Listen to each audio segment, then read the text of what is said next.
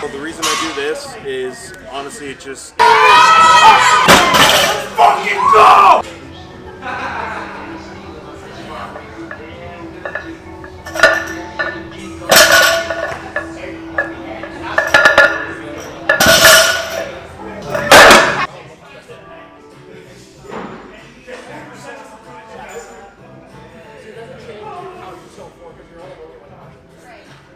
Yeah, where I'm looking matters.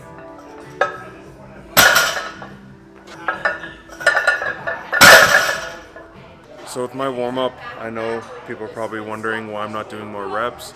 Honestly, with deadlift, you want to get in enough warm-ups that you feel good at your top set, but not enough reps that you feel fatigued. So I'm only going to do 3 maximum if I'm feeling terrible, but for the most part it's 2 or 1. Once I get to 4 reds, then I'm only pulling singles so I can mimic my top set. He wears his, it's up here. It's like when he gets here, you can like press into your belt.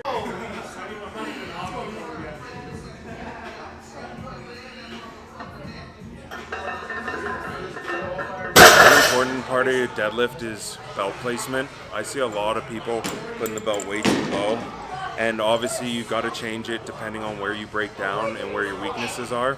Like if you're rounding in your upper back, the belt should be usually a little higher to help with that. If you round at the lower back, then put the belt lower. But there's no one size fits all for people when it comes to deadlift belt placement. I'm actually working with a higher belt placement. It was actually a suggestion from a lifter down in the States, Justin Sukley. I'm sorry if I massacred the last name, but he's a massive puller himself, so he said go higher, and it's been working. So.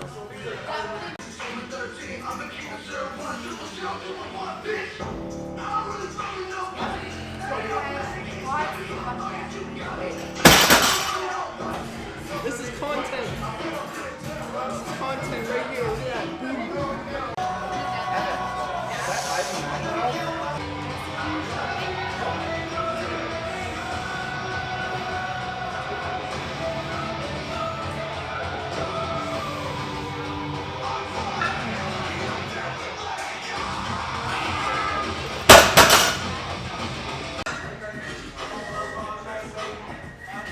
So the reason I do this is honestly it's just easier to clean up than baby powder.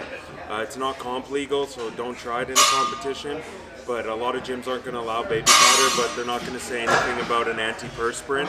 I don't like using deodorant because it gets sticky, but if you use antiperspirant for it, it'll slide right up your legs, and then you just got to make sure you clean up a bar after. Allow me to reintroduce myself. My name is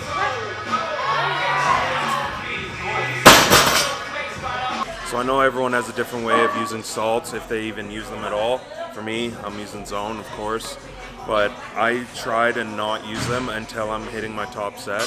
I don't want to rely on stimulants and external shit for my warm-ups, because then they're not going to have the same desired effect at the top set. So it also helps, so if my last warm-up moves slow or I feel a little sluggish, I can think like, I'm just going to hit salts and I'm going to blast this top set. So it helps me a little mentally that way. I just hit my last warm-up at 793, I think that was, and now we're loading up 400 kilo. They're whiter than my legs. Just in the background. Wow, look at these guys. Hang on. everything's the same. Mr. Frankenstein, or Victor Alright, make it fast. Let's go. Frankenstein, I'm out here saving lives. Let's go. Come on. Same thing again. Let's go. Let's go, D. Come on. Let's fucking go.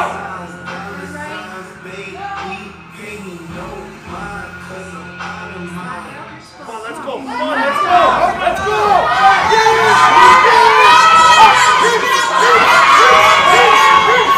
Let's go. Let's fucking go. Stay flat.